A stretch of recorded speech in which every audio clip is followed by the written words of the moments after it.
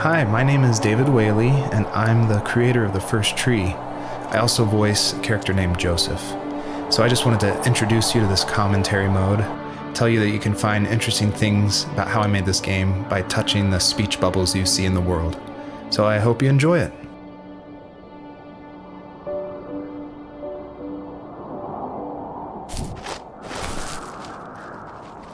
Are you awake? I thought I heard you get up. Yeah, I'm awake. Sorry, I just can't sleep. Are you thinking about him? Yeah, a bit. Usually get back to sleep, my love. I'm fine. No, it's okay. What else is on your mind? I don't know. It seems weird, but I had one of the most vivid dreams of my life. I saw a fox on a snowy mountain, just looking confused and worried. Those eyes. I can't get those eyes out of my head. She was running in the windy snow, looking for something. Do you think it has to do with you and what's been going on? I don't know. It was just a dream, Rachel. They're not meant to make sense. A lot's happened the past couple days, that's all. Well, if you're not going to sleep anyway, you should tell me. I want to hear. All right.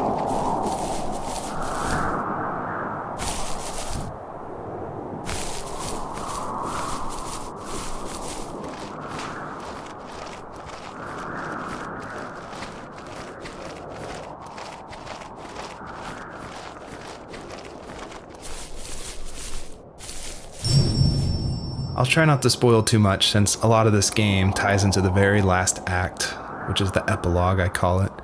But you'll notice there's lots of items around, and that's kind of what the first tree is about, is like exploring this land and trying to figure out why they're there, what they were used for, and it's kind of explained that this is a dream for Joseph, but it's something different, and it's not supposed to be like your average dream. It's supposed to be something a little deeper. So pay attention to all the items that are around and try to figure out how they tie into the story.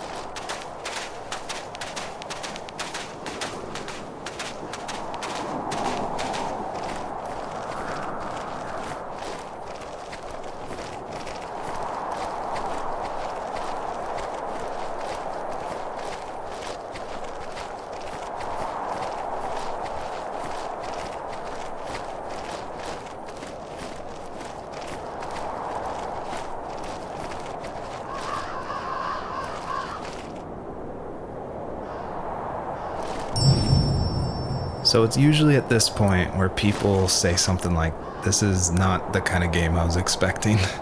And that happened a lot at PAX West when I showed it. We'd have little kids play it, but then they see a dead fox cub, or a kit is technically the word, but cub sounds, I don't know, it sounds better. Like Wes Anderson uses it in Fantastic Mr. Fox, so I thought cub would be all right.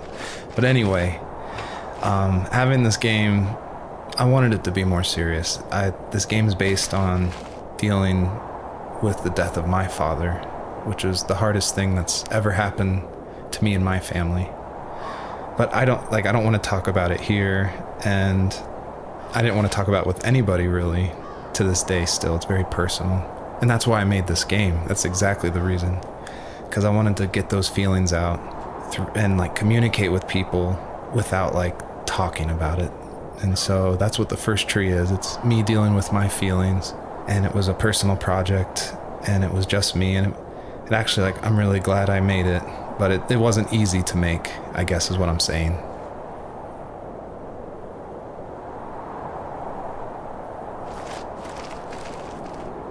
So, not far from her home, she followed that path to something unexpected.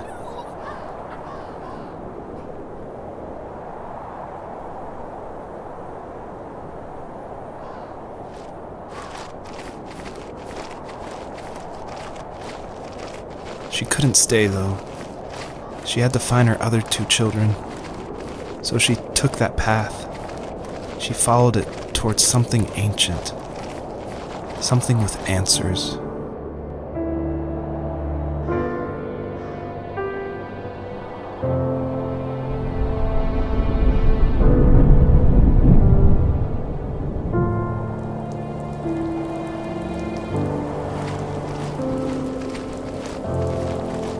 The fox looked high and low, searching for any sign of her cubs. Points of light showed the way to this ancient tree. It was as if each one had a story to tell, all their own. The land was trying to tell my story, too.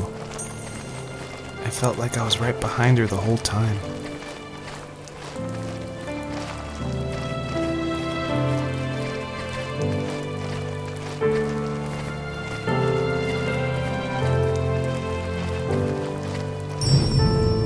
The bunnies were added because my wife, Elise, who also voices Rachel in the game, who's also helped a ton to make the game, as we were playing, she just said the world felt kind of empty and not alive enough.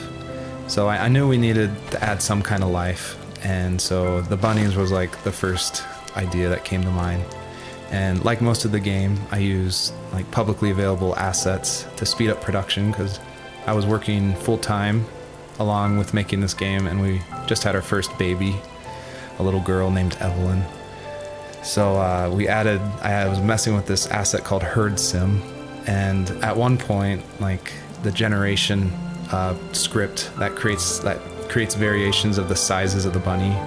One time I got out of control and it made like this monster bunny that towered over everybody. And I shared that GIF on Imager and Reddit, and that was a huge hit. It helped definitely gain an audience for this game. But it's hard because this game is like so serious. It's about life and death, not giant bunnies. But I knew I needed something, like a shout out to that, because it was pretty fun.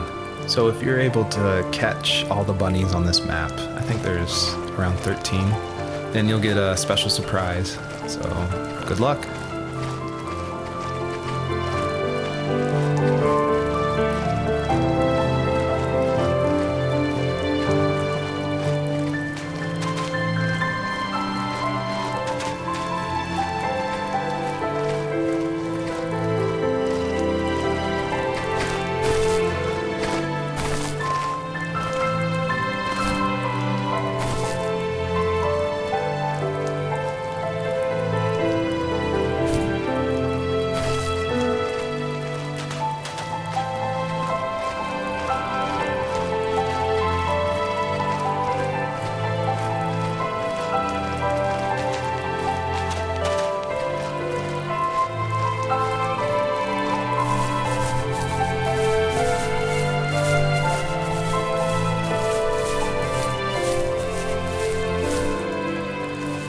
As a kid, did you ever do show and tell in your class? Yeah, I think I only did it once, when I was in the 4th grade. You know how my life was around then. I wanted to show my class what helped pass the time and distracted me, so I brought a dozen paper cranes I had made. I think I told everyone how badly I wanted to be a bird and fly, embarrassingly enough. Don't be embarrassed. Every kid wants to fly. For me, it was another toy from my dad, a wooden boat. I remember guarding it so carefully in my hands as I walked into class. When I sat down, a group of boys immediately made fun of it. They asked which trash can I found it in, or why an ugly log was my favorite toy. When I got up, I didn't even want to tell them my dad had carved it. I said it was a joke gift my friend had given me. Kids can be so cruel. Some of them are. I shouldn't have let them get to me, but it did. It's amazing we bounced back at all.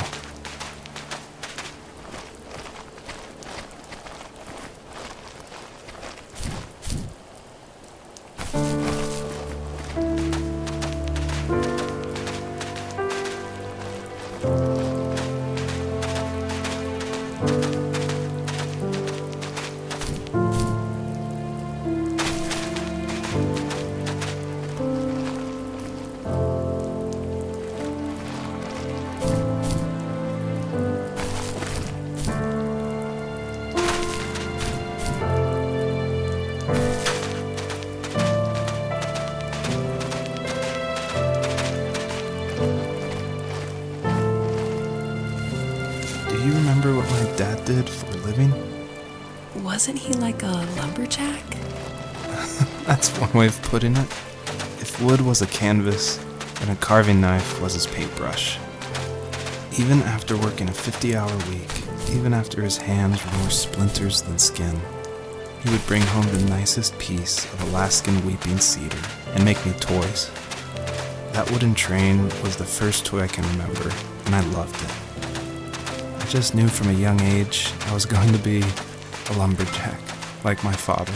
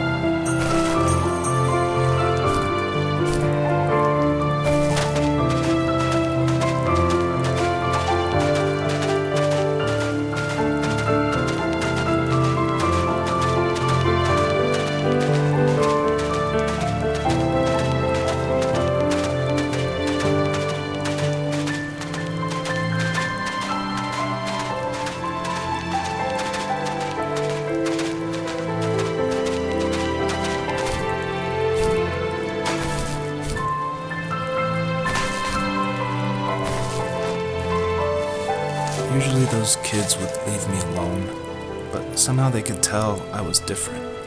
They made fun of how far away I lived. They called my dad a sourdough. I was a blabbermouth as a kid, telling my dad stories I made up for hours. But after that show and tell, I didn't tell him much anymore. He didn't know exactly what was wrong, but his best guess was that the toys he carved weren't cool enough. He carved me a tank and tried to tell me what it was like to be in a real tank as a serviceman. I didn't know your dad was in the military. Yeah, in the army. The sad thing is that I'd pretty much forgotten until just now. There's so much I still don't know about him. I'm sorry. He knows how much you love him. You're going to see him again soon and have some closure, I'm sure. A lot of people have gotten confused why Joseph's father is called a sourdough, and it's not stated outright at the beginning of the game, but Joseph and his dad, they grew up in Alaska. And I don't have a real connection to Alaska except through friends who lived there, and it was also the place that me and my dad were going to go right before he passed away. But I love the idea of Alaska being like this beautiful solitary place. But anyway, what that has to do with sourdough is it's an Alaskan slang term about like someone who lives in the backwoods, like a redneck in Alaska. So I thought that was just to put some authenticity into the game. I added that word.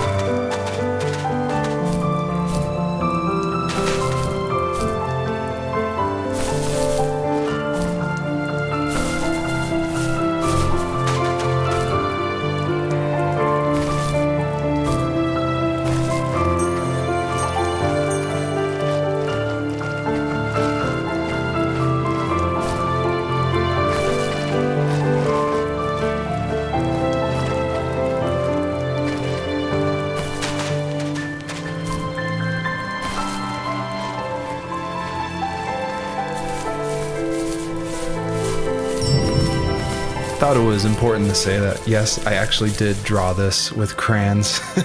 And it was just funny to me one day that I was like, I'm working on my game, and I pulled out my little 1-year-old's like crayon set to draw this item for this game. I just realized just now that I probably threw away the original. I probably should have kept it and given it away to somebody, but oh well. The older I got, the more I withdrew. I asked myself, why talk to anybody anyway? Why bother when I'm happy by myself? I started drawing a lot, mostly animals I saw in the woods by my home. I then imagined designing my own hideouts with things like TVs and pantries full of chips and cookies.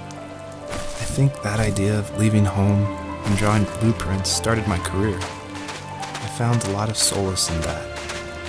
I'm not surprised, but I did the same thing, you know? There's something special about having a place to call your own. And now look at us. Well, if you count renting in an overpriced city. It's as close as we can get for now.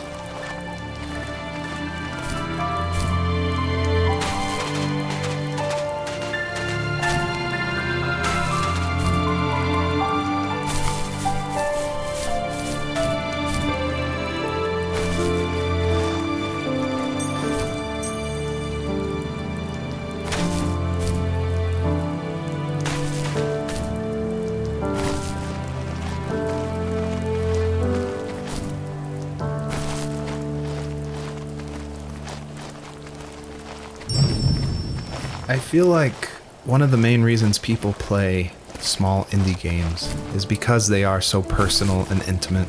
So I tried to put myself into this game as much as possible.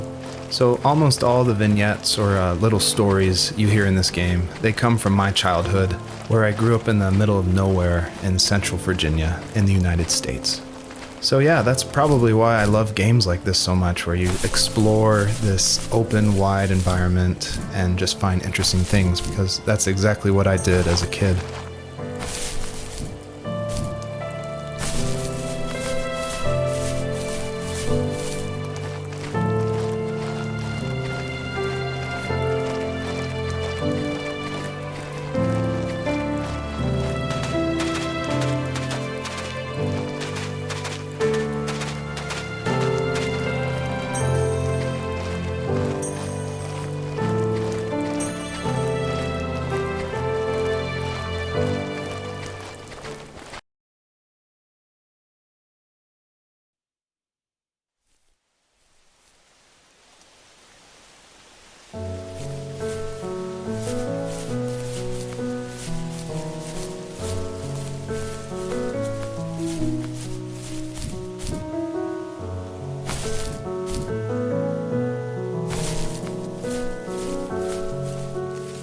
My teenage years were full of sketching, angst, and trouble. I wasn't popular or unpopular. Maybe just forgettable. I guess that gave me a sense of freedom, so I hung out with crazy kids, doing crazy things, even though I mostly just watched the chaos ensue. We did it all. Put fireworks in mailboxes, hide roadkill in people's garages, break windows of the barber shop in Anchorage. My dad was furious, but he was so busy working he couldn't do much to stop me from going out. I think being an adult means there's no one to stop you making hard decisions. He had to make a living, and he couldn't be in two places at once. Yeah, I realize that now. But at the time, I was sure he was more interested in growing his business than what was going on with me. This is the level that I showed at PAX West, which was a crazy dream come true, that this hobby project was being shown next to all these amazing indie games. So I decided to show this level because it's smaller, there's like some jumping puzzles, and I thought it was a good entry into the game. But the one thing I can't seem to forget is right before we opened to the public, there was an indie dev superstar. Like, you've definitely heard of his games. And I was like terrified. He wanted to try it out. So I said, of course, like, please give me your feedback. And he was super nice, super talented, of course. But this embarrassing bug happened, which I'd never seen before in my life, where when he dug the item up, he jumped right after. And it created the dust cloud to permanently be on the rest of the level. It wouldn't turn off. So it looked like this fart cloud following the fox as it just kept running with this beautiful music and serious voiceover.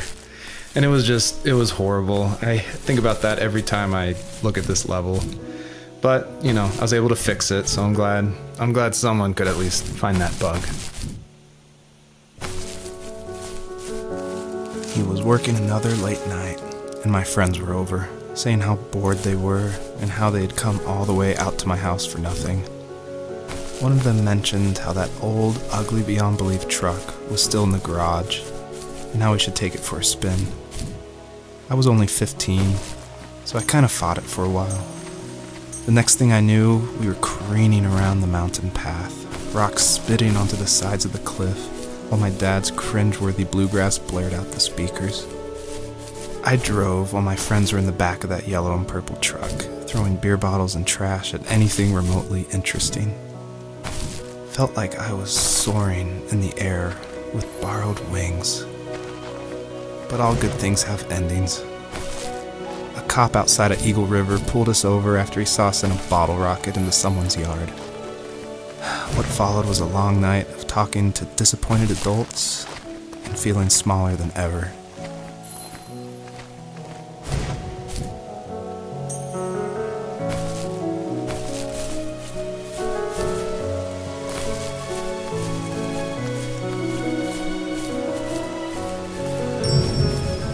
I always wanted this game to be very meditative and relaxing, but I know there's a balance between keeping the player's interest. So I added this butterfly jumping mechanic just to spice things up. I used a plugin called Playmaker for Unity, which in a visual editor lets you do interactive things, which is perfect for me because I do come from a film and design background. But on the flip side, I really wish I was good at code, because this the jumping mechanic in the whole game actually has frustrated a lot of players. But hopefully I've been able to fine tune it, so it should feel a lot better now.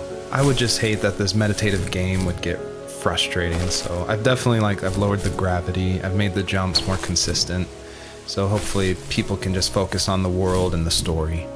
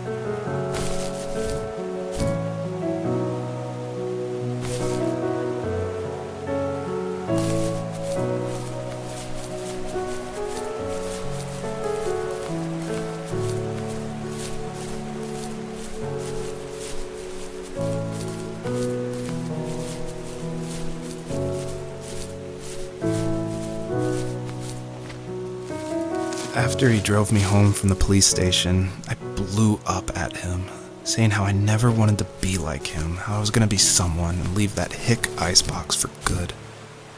He just looked forward at the road with tired eyes. I took out that bluegrass tape from the cassette deck and chucked it out the window. In my sage teenage wisdom, I thought I had proved the ultimate point, but my dad had a different idea. He slammed the brakes, slowly bowed his head while gripping the steering wheel, and finally looked at me. All he said, like it was a polite request, was, "Make this right." I sat there in silence, fuming, but I eventually got out and combed every square inch of the woods, muttering profanity after profanity. I found it 30 minutes later, near a small waterfall off the road. I went back to the truck, put the wet tape back in, and sure enough, it worked. We didn't speak another word to each other the rest of the night. Wow, I knew you were a crazy teenager, but... It's hard to believe, isn't it? It surprises me too. It's like I didn't really know who that kid was back then. I bet my dad thought the same thing over and over. It's almost like he was saying, make this right to himself, more than to me.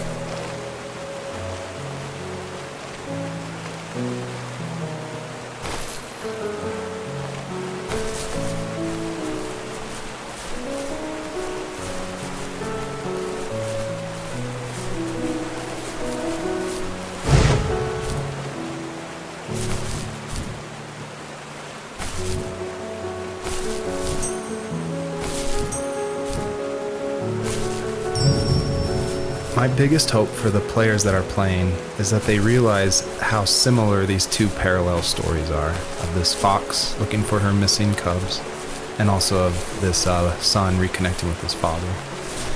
And so I try to add little touches in the voiceover and in the environment to help draw those parallels, even if they seem totally dissimilar.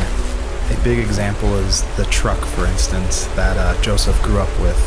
It's purple and yellow like the butterflies for this fox. So I tried to add as many touches like that throughout the story as possible. My friends would laugh about that night and talk about how crazy it was. And I laughed along, pretending it didn't bother me. But it did. I imagined my friends growing old in the bush, unable to find that thrill in those godforsaken ice fields. It's like those mountains were a literal wall, keeping me from leaving, where all I would have to look forward to are lumber yards and evening beers. I had to climb over. That was my only goal for a long time. You may have noticed there's a little pond here, and believe it or not, I tried everything I could to get swimming working in this game, and I just could not do it, unfortunately. And so all the water in this game you can just stand in, which is, it still like bums me out, but the systems were not working, it was buggy.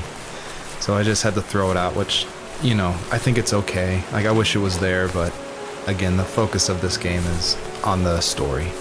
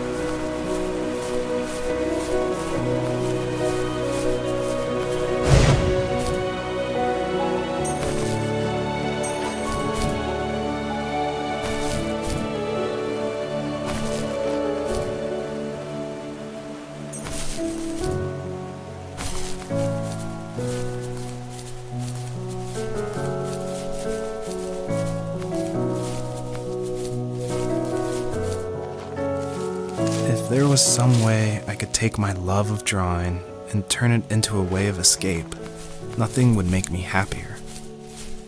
I wanted to create instead of tearing trees down. I wanted to move to the lower 48, not because I hated it there in Alaska, but I hated the idea of it. It's like all of that spite inside me had created this monster which followed me around my whole teenage years. I put so much energy into doing what others didn't expect of me. Why did I do that? There's one fact you're forgetting, though. If you didn't have that fire in you, we probably would have never met. You're absolutely right. Maybe the destination is all that matters in the end. But then why am I awake? Why am I seeing this fox go on her journey? And why can't I stop thinking?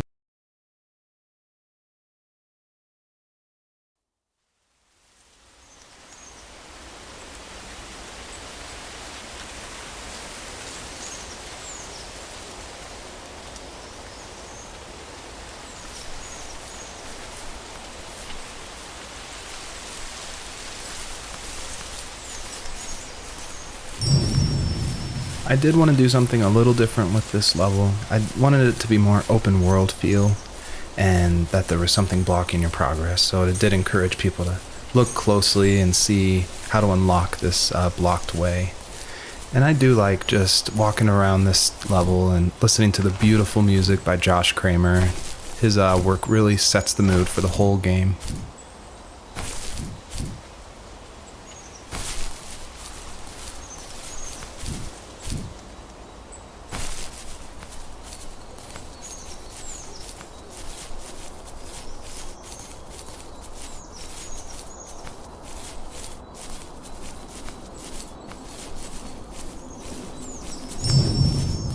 Almost all stories follow the same kind of structure, and it starts with an inciting event, and then there's rising action, and then there's a climax, and then there's falling action. And it's actually really difficult to make an interesting story where you only hear these two people talking, and it's spoken through a dream that's already happened. And the most of the action is about this animal that isn't directly related to this couple at all. So I don't know what I was thinking, but my hope was that it would create some interesting things and connections that I didn't see before. And that was kind of the whole exercise of making the first tree.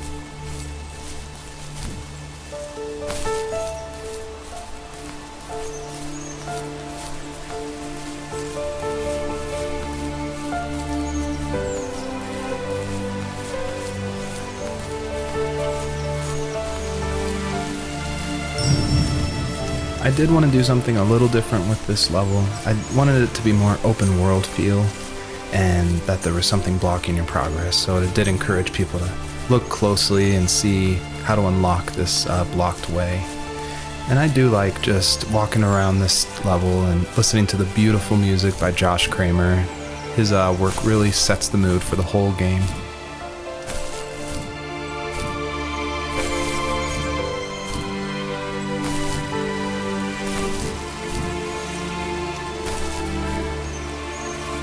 My dad built a lot of stuff in his free time. If he wasn't watching fly fishing or reading Tom Clancy novels, he was carving something. He made tons of birdhouses. Not that he was into bird watching, but I think he really missed working and adding on to the home. If he couldn't afford the time to build onto our own house, he would have to settle with watching birds move into their little homes. We kept an old mattress in the bed of that ugly yellow truck, so we would drive it deep into the woods and then watch the birds fly into their houses while the sun set. Usually it was accompanied by venison jerky or a cold Coke, but not a lot of talking, which is how we both liked it. Earlier I said I just love going through video games and exploring, like looking at every nook and cranny and just trying to find little details. And I think that started because in middle school and high school, I would make mods for my favorite games, namely Jedi Knight, Jedi Outcast, and Far Cry. And I loved like this huge world of mod makers who would make these levels and it'd be like the most random creative things, and I would just love exploring, usually multiplayer levels by myself. So even though I went to college for film, before that, like before high school, I was making video games and mods, and it was my favorite thing in the world. I made a ton of different levels. I made an abandoned space hotel with a dance floor and cafeteria. I made a haunted campground with cabins and tents. I made this whole city with like the first ever day-night cycle with running showers and stuff in the hotel and the apartment buildings. And I just loved making those mods, and I think that carries over to my game, The First Tree, and also the one before that, Home is Where One Starts, which is it's exploration. You're just looking around and appreciating the details. We were happiest underneath the evergreens. We decided it was time to finally map out the hundreds of acres we lived on just to pass the time during the summer. He was only free in the evenings, so I would spend the day wasting time on dial-up internet and sketching, and then we would rush into the woods, pen and map in hand, before evening fell. Sometimes, the aurora borealis would cast a cold green glow on the mountainside, and we would finish our route underneath a twilight sky. Sometimes I was lonely during those summer days, but there was comfort in the routine. A lot of teenagers aren't looking for the daily grind, though. There's nothing wrong with wanting to get out, to leave your childhood home. You wanted to progress, to make something of yourself. Yeah, you're right. That house. I'm sure it's the same as how I left it. Then why does it feel so different? I doubt you're the only adult to have looked back and asked that question.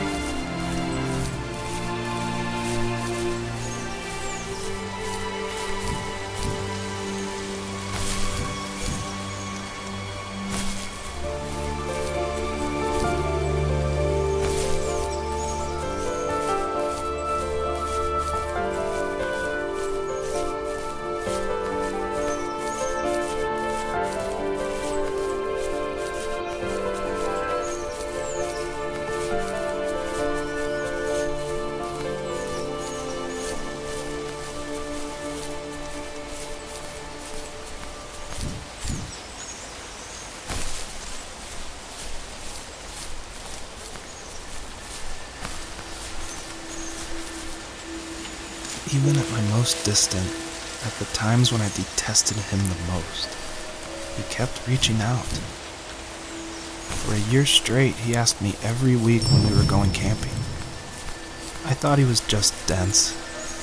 Eventually, to shut him up, I agreed. We carried out the worn lawn chairs from the garage and set up a cinder block campfire at the site we'd always used behind the house. We walked down the mountain path, talking in the warm sunshine we only got a couple months of the year. Those 3 obsidian rocks shimmered alongside the shore, almost like sparklers pressed against a dark window. I'll never forget that wet stone on my feet, or how those massive mountains looked even bigger in the lake's reflection. I felt small, but grateful. As the sun set, my dad found something I hadn't seen for a long time.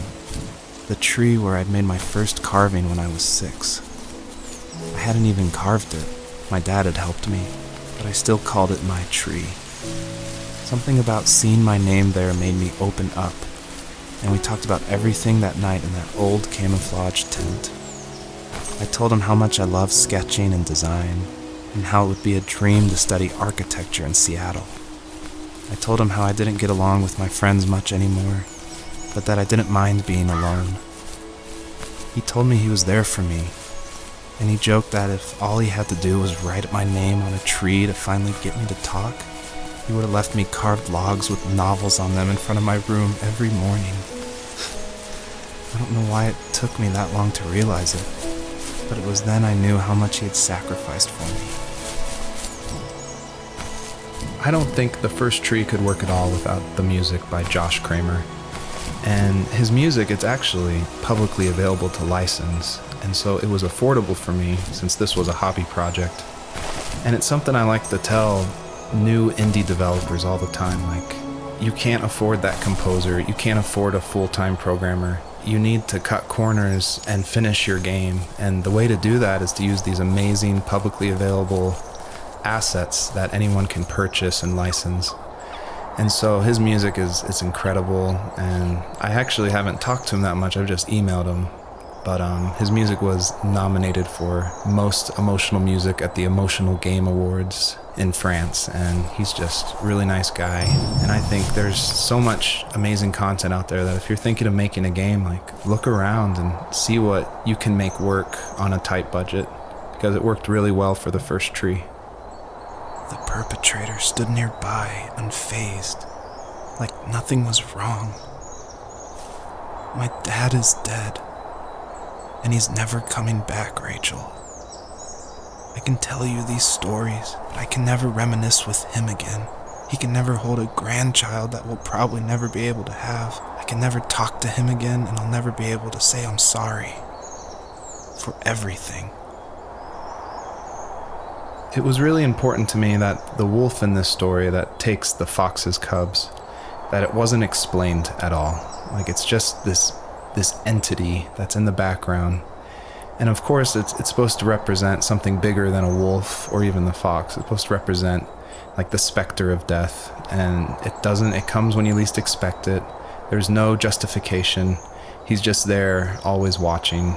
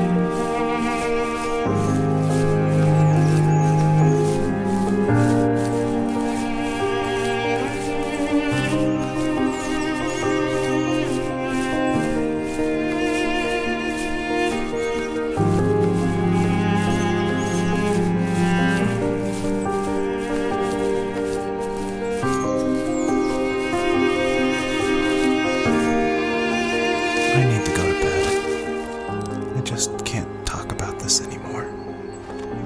Good night.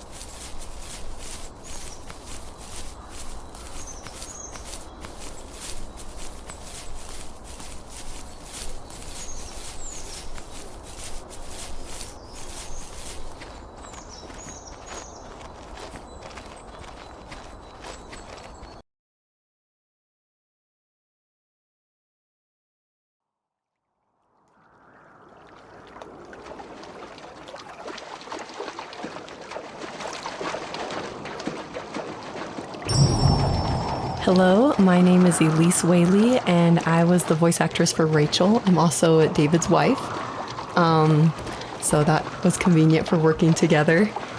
I was actually the voice actress for his first game, Home is Where One Starts, and I guess that I did a good enough job that David wanted me back, so I did the voice acting for this one as well. David definitely coached me through it because I'm pretty inexperienced when it comes to that. Home is Where One Starts was my first time ever doing voice acting of any kind. And we watched a lot of trailers of movies we liked to get the voice right of female leads who were talking in the trailer and try to mimic that and bring that into the game. So that had the right kind of feel and the right kind of atmosphere for the voice. My character actually is the same character from Home is Where One Starts. If you've played that game, you probably connected that together. And this is her probably about 15 years later, maybe 20 years later in this game. I was happy to revisit the character of Rachel. We kind of leave her in an ambiguous spot in Home is Where One Starts. It definitely ends on a hopeful note, but there's not a lot of details. And in this game, you see that she's able to move on through a lot of her issues that she had from her abusive home and be able to start her own family and start a new cycle without that abuse, which I think is really inspiring. Joseph, you can't go to sleep feeling like this. I'm sorry for everything, and I know you need space, but I'm here for you. You don't need to feel so lost. Joseph, have I ever told you what my mother was like?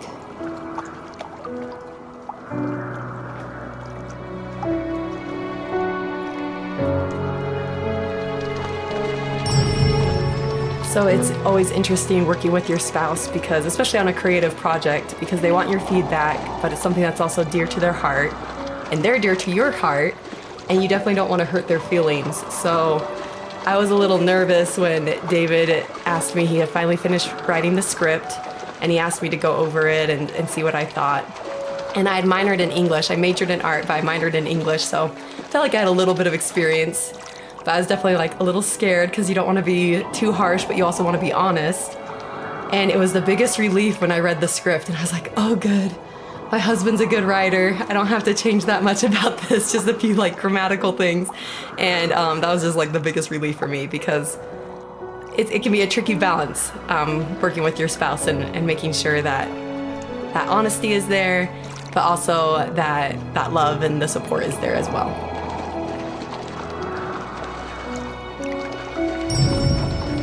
So we're talking about Home is Where One Starts a lot, so if you haven't played that game, maybe this doesn't make as much sense, or maybe this is a little plug that you should go play it. But in that game, it actually features one of my artworks. I work as an artist and paper cutting, actually, and David used one of my artworks as a graffitied stencil in Home is Where One Starts that's against the wall of this shack. And it actually shows up again in the first tree, just a fragment of it. The first tree, the title actually comes from one of my artworks that I made back in 2015, I want to say. And I made this artwork while I was pregnant with our first child. And it had a lot of meaning for me, and David actually helped me come up with the title. And he asked, because I was really struggling, I was like, I have no idea what to call this. And I always go to David for title ideas and to bounce ideas off of him, and that's like the only way I can ever come up with a title is by talking with him. So we were talking back and forth and looking at this artwork, and he said, well, what kind of like movies or shows were you watching while you're making the artwork? Because my work's pretty tedious, so sometimes I'll watch a show or do some Netflix binging while I'm creating it. And I was like, oh, I actually watched Tree of Life a ton. And then we're like, Tree of Life. And we started thinking more about that and then arrived at the first tree. So it started off as one of my artworks and then became a part of David's art, which I think is really cool that we were able to share that title. You have strength, Joseph, and you're not as alone as you think. It's all just so pointless. Just waiting for life to happen. It's like having the home I always wanted is cursed out of my reach. The thought of being a parent myself.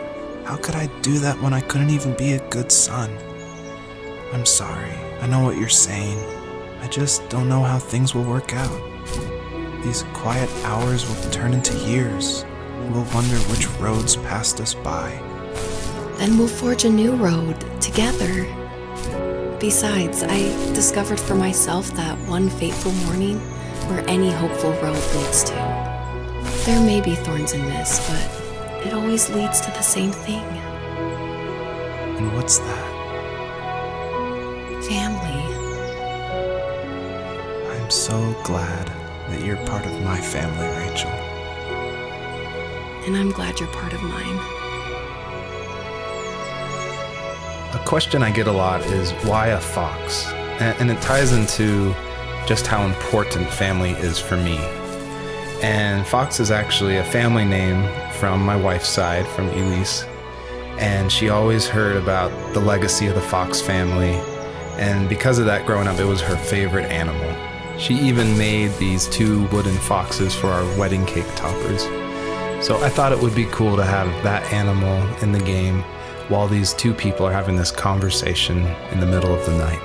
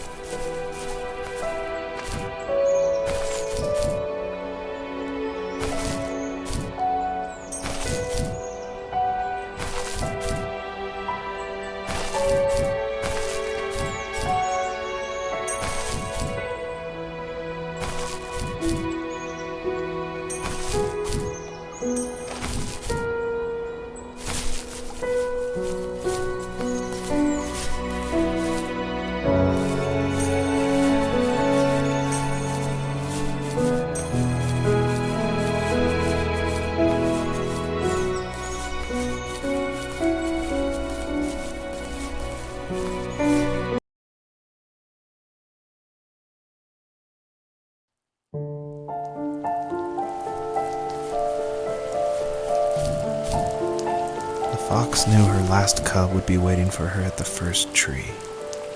She was almost there. The rain cascaded onto the jade valley where the entrance to the tree was. Life was protected there, because that's where life began. It was now only a mother and a daughter left. Items from my life still dotted the ground as she moved closer to her destination and destiny.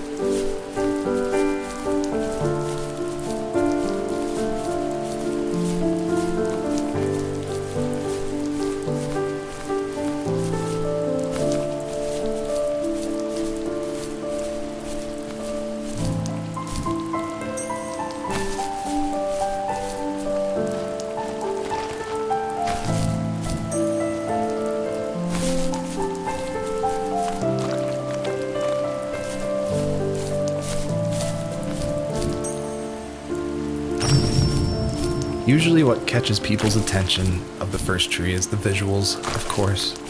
And I was inspired by a lot of people making these levels. The second level is inspired by just these beautiful autumn photos of a real forest. And this level, the Jade Valley, is inspired by the artwork of Heather Penn, who did the Overland games. I just love those greens with a lot of gray in it. I love the strong vignettes in the corners of the frame. And of course, this environment pack was made by the very talented Swedish designer Mikael Gustafsson. And of course, his initial designs inspired me, and I was able to build off of that. And I'm really grateful that he allowed his environment pack to be made publicly available.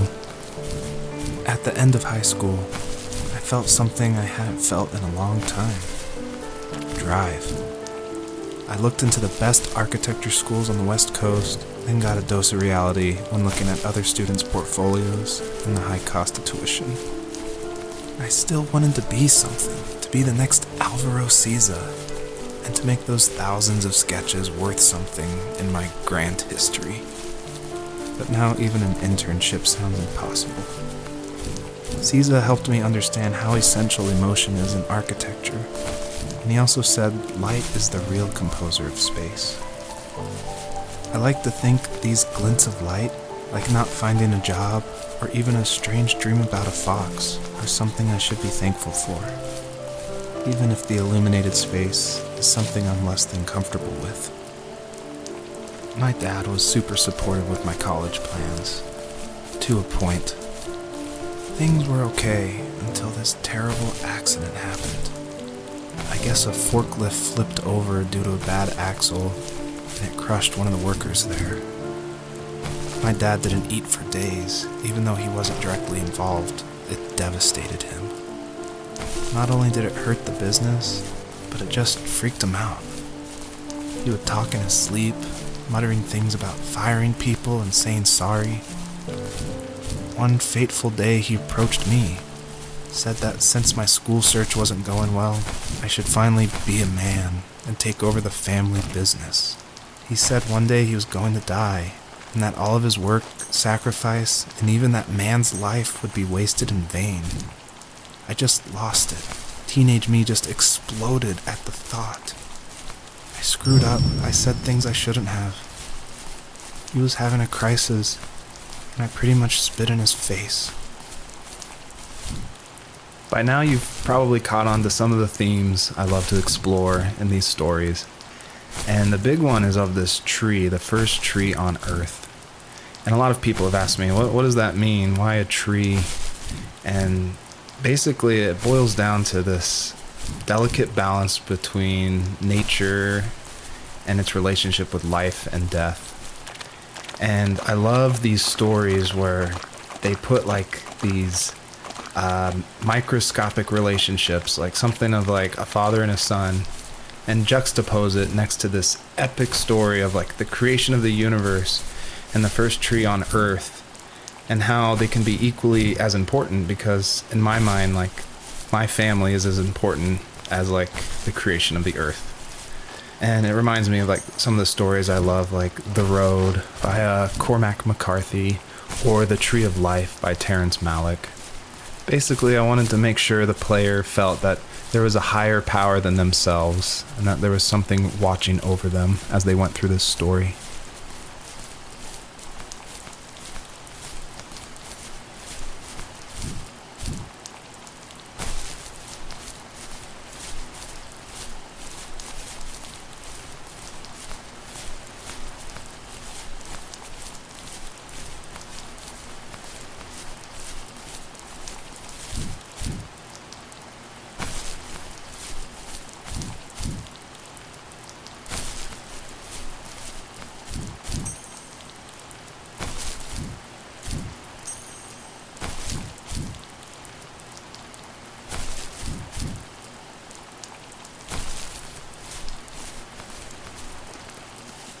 Was that the last time you talked to him? No, I called on holidays, and he would call on my birthday. I guess we acted like nothing ever happened, which was stupid. Didn't want to ask about his lumberyard, and I'm sure he didn't want to ask about my job search. I never went back and visited. I think the last conversation we had was about what movies we had seen and what exactly a best boy is in the credits. I thought he would be here so much longer.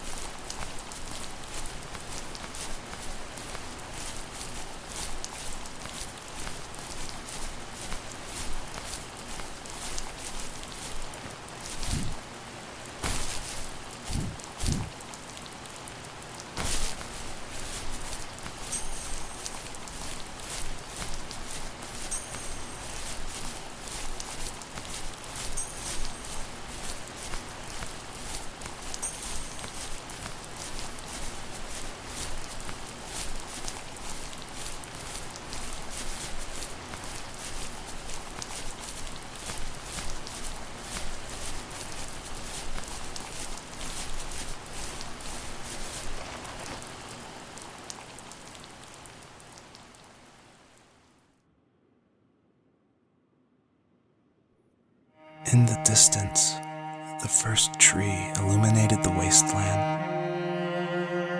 She couldn't go home anymore. She did the only thing she was capable of: moving forward. My dad died alone in the middle of the wilderness. I should have been talking to him more. I should have done a lot of things differently.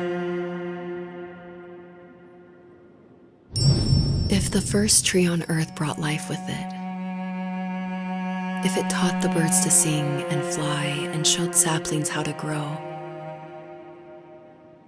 what could it do for us? Obviously, there's a really emotional part, but I'm going to talk through it anyway.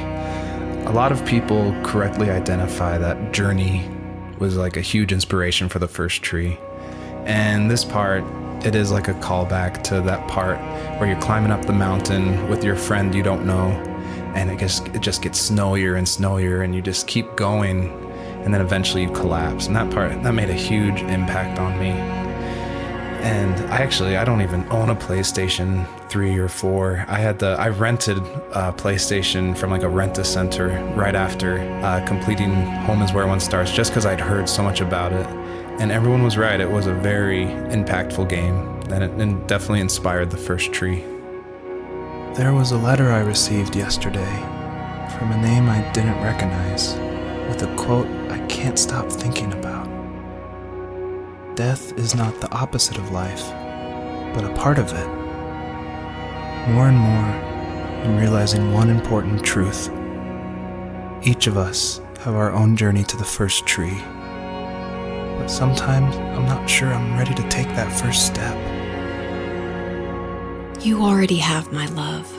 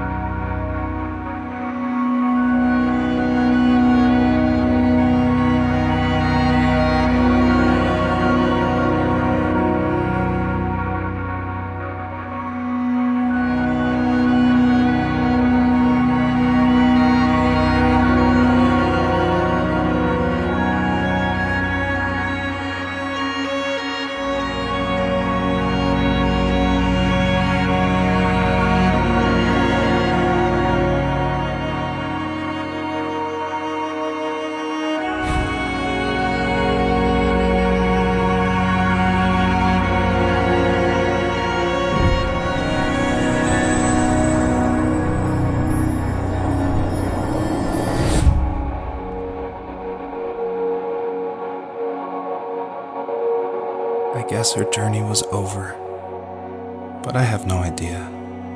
It was only a dream, a distraction from tomorrow.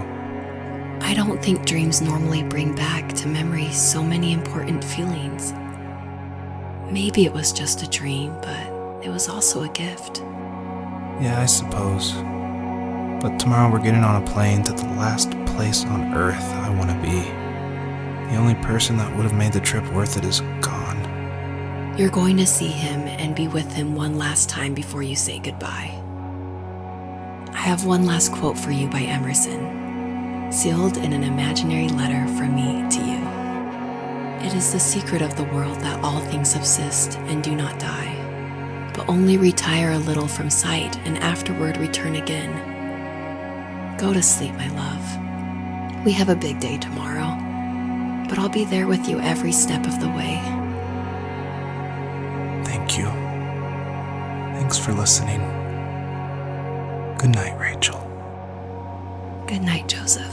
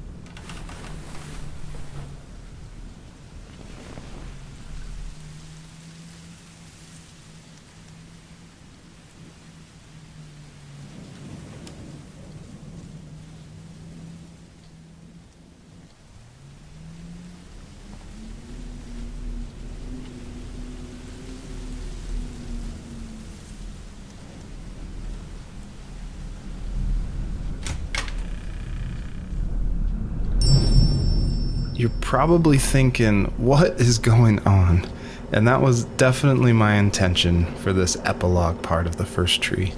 This is my favorite part. This is the part I'm most proud of. And it definitely, it's supposed to evoke this, what is going on? Where am I? I was not expecting this. When I was marketing and blogging about making the game, I never showed anyone this part. I never told anyone. I never shared screenshots.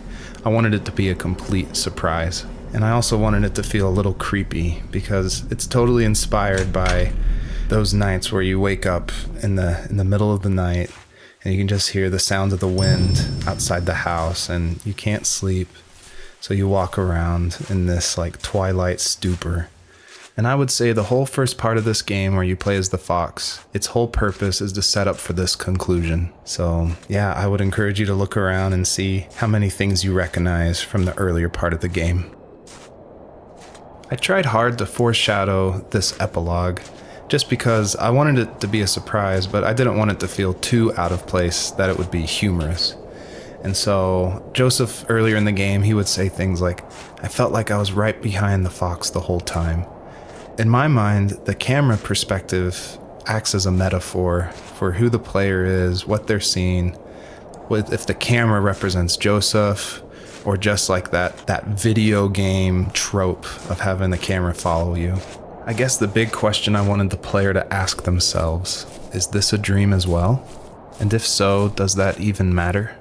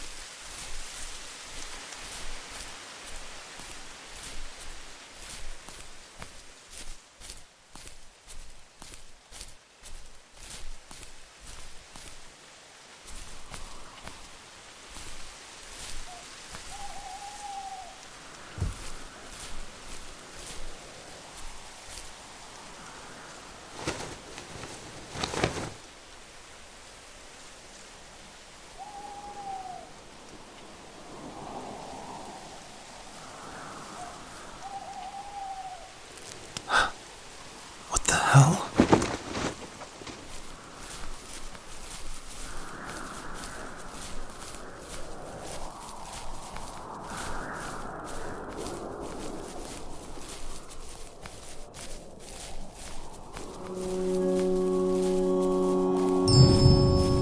I purposefully fade out the crosshair in the middle of the screen because I wanted it to be a direct callback to the camera following the fox in the first 5 levels of the first tree. I wanted it to go for that gut reaction that this was very familiar, yet totally in a different world.